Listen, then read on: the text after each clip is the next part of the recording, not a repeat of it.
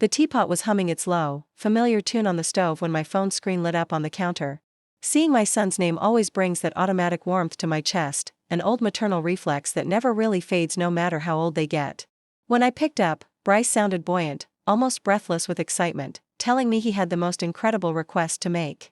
My name is Lorna Whitaker, I am 68, a retired florist, and I am finally admitting something to myself. I spent decades bending toward someone else's light, only to be left in the bitter cold the moment he no longer needed my heat. Bryce explained that he and his fiancée, Marissa, were desperate to book their dream honeymoon to the Maldives, complete with overwater bungalows and turquoise water. He said they wanted to start their marriage in total peace without any debt hanging over their heads, asking if I would gift the trip to them as my official blessing. When he told me the price tag was $12,500, my breath caught for a second, but not out of resentment. It was just the familiar reflex of a mother who had spent a lifetime stretching herself thin for her child. I agreed immediately, and he thanked me with such sweet urgency that my heart felt completely full as I hung up. It never crossed my mind that I would be left out of the actual wedding, but looking back, I should have seen the signs. I still remember the sharp click of my husband's keys on the entry table the night before he died suddenly decades ago. I was left a 33-year-old widow with a 4-year-old boy clinging to my coat on a cold church pew. From that morning on, I built a fortress of absolute predictability around Bryce to shield him from the cold reality of loss. I worked grueling shifts at my flower shop, wiring corsages until my fingers bled, constantly skipping my own dentist visits and cutting my own hair just to ensure he never felt the bite of poverty. When a small inheritance came from my mother, I did not save a single penny for my own retirement. Every dollar went straight into a fund to cover Bryce's tuition, rent, and textbooks so he could walk into adulthood without fear. On his graduation day, when he wrapped his arms around me and whispered that we had made it, I genuinely believed all my sacrifices had been worth it. I never remarried because I did not want a new life. I only wanted to protect the one I was building for my son. Pouring everything into Bryce was my life's purpose. So gifting him this honeymoon felt like the natural continuation of that lifelong devotion. The morning after his call, I walked to the bank wearing the same frayed wool coat I had owned since Bryce was in middle school. Standing in line with my handwritten slip for $12,500, I felt a quiet sense of purpose. The young teller asked if I was sure about wiring such a large sum, and I simply smiled. And told her it was for my son's honeymoon. Walking back out into the icy air, I pictured Bryce and Marissa walking barefoot on a sun-drenched beach, imagining the handwritten thank you card they would eventually send me. I truly believed I was finally entering a chapter where I could step back, relax, and simply be included as a cherished mother. Over the next few days, I excitedly browsed online catalog pages for a dress to wear to the ceremony. I settled on a lovely plum lace gown that reminded me of the orchids I used to arrange in my shop, picturing the moment Bryce would walk me down the aisle to my seat. I even called my friend Joy to plan a day for getting my hair done, and she reassured me that this was my moment to shine, too. I felt a deep, quiet happiness, believing I was finally allowed to just be present as a proud parent rather than the constant provider. I had no idea how quickly that sweet illusion was about to shatter. 3 days after the wire transfer went through, a text message buzzed on my windowsill while I was folding laundry. It was from Bryce, terribly formal and brief, stating that they had decided to keep the wedding ceremony extremely small and intimate, hoping I would understand.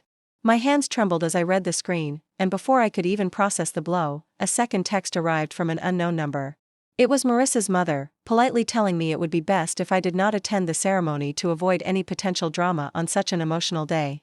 The sheer, cold politeness of those messages hit me harder than an outright insult ever could. I sat on the edge of my bed in complete silence, waiting for Bryce to call and explain that it was all a terrible misunderstanding, but the phone never rang.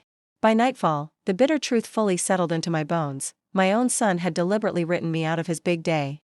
Sitting alone in the dark kitchen with an untouched cup of tea, the hardest part was realizing how effortlessly I had been discarded.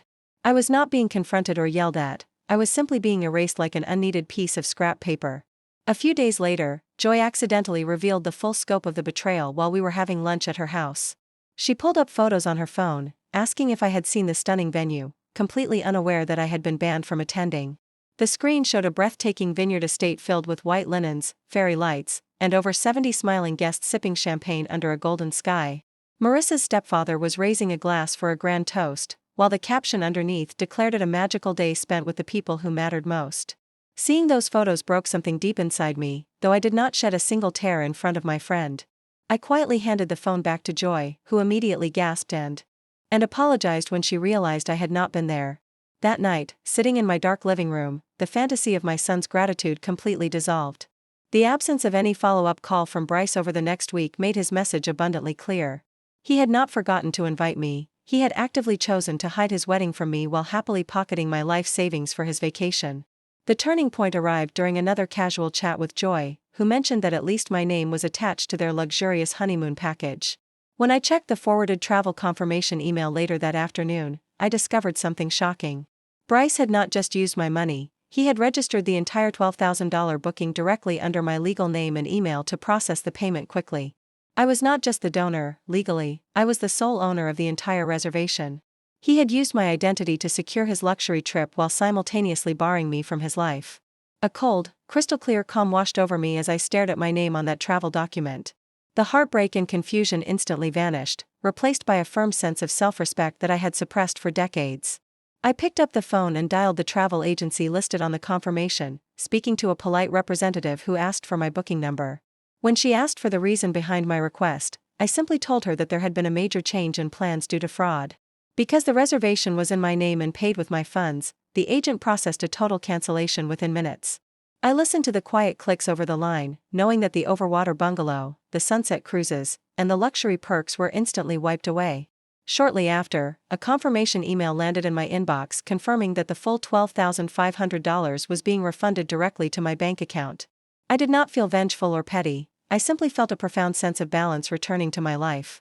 I picked up my phone one last time and sent Bryce a single, final text message: "You chose your peace. And now I am choosing mine." Without waiting for a response, I blocked his number completely, cutting the line that had pulled me through years of unreciprocated sacrifice. That same evening, I gathered my financial documents and made an appointment with my longtime family attorney to permanently alter my estate plans. Sitting in my lawyer's sunlit office the following week, I officially removed Bryce as the sole beneficiary of my home and savings. In his place, I designated a local organization that provides housing and educational mentorship to young women aging out of the foster system. As I signed the final legal papers, I looked out the window at the morning sky, feeling lighter than I had in 30 years. I had spent my whole life sacrificing for a son who viewed me as a transaction, but from that moment on, my life was finally my own. If you enjoyed this story and want to hear more powerful, real-life drama retellings, don't forget to like, comment, and subscribe to the channel. Hit the notification bell so you never miss a new upload, and leave a comment down below letting us know what you would have done in this situation. Your support keeps this channel going. See you in the next story.